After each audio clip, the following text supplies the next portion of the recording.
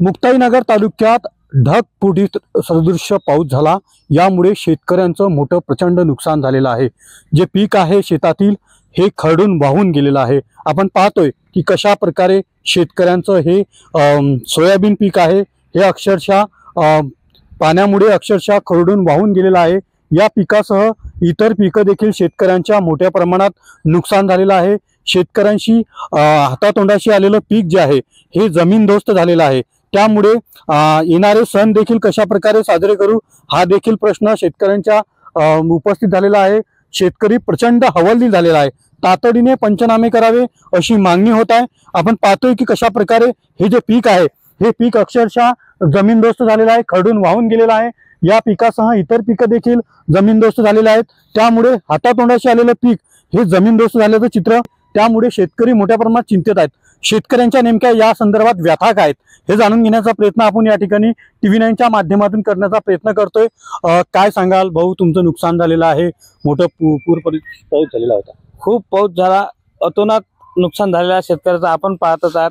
सर्व पीक मातीमोल झालेला आहे आणि शेतकऱ्यांनी आता पुढे जीवन कसं जगायचं हा पण प्रश्न शेतकऱ्यासमोर उभा राहिलेला आहे।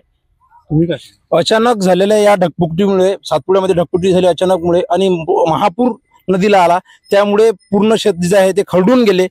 सोयाबीन असो, कपाशी असो, केळी असो आणि भरपूर प्रमाणात नुकसान झालं। आता समोर दिवाळी आहे, तुम्ही सांगा आता शेतकऱ्यांनी ती दिवाळी सण कसे साजरे करायचे।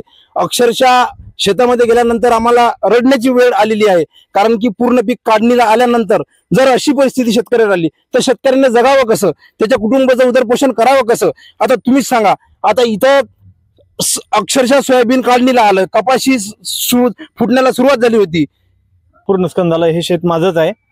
भरपूर महापूर आला आणि पूर्ण हे शेत खरडून गेलं, पूर्ण माती यातली तर निघूनच गेली। हातातोंडाशी आलेला घास हा पूर्ण निघून गेला। म्हणजे शेतकऱ्यांनी जगाव कसं हा मोठा प्रश्न आता आमच्या समोर आहे। तरी प्रशासनाने आम्हाला तात्काळ जे काही मदत करायची ते केली पाहिजे, पंचनामे याचे प्रॉपर झाले पाहिजे, एवढीच अपेक्षा आहे। आपण पाहतोय की मोठ्या प्रमाणात शेतकऱ्यांचं नुकसान झालेलं आहे। तातडीने पंचनामे करावे अशी मागणी आणि मोठ्या प्रमाणात मदत मिळावी अशी मागणी शेतकरी वर्गाकडून या ठिकाणी करताना दिसतंय। कॅमेरा पर्सन मंगेश ढोलेसह रवी गोरे, TV9 मराठी, मुक्ताईनगर, जळगाव।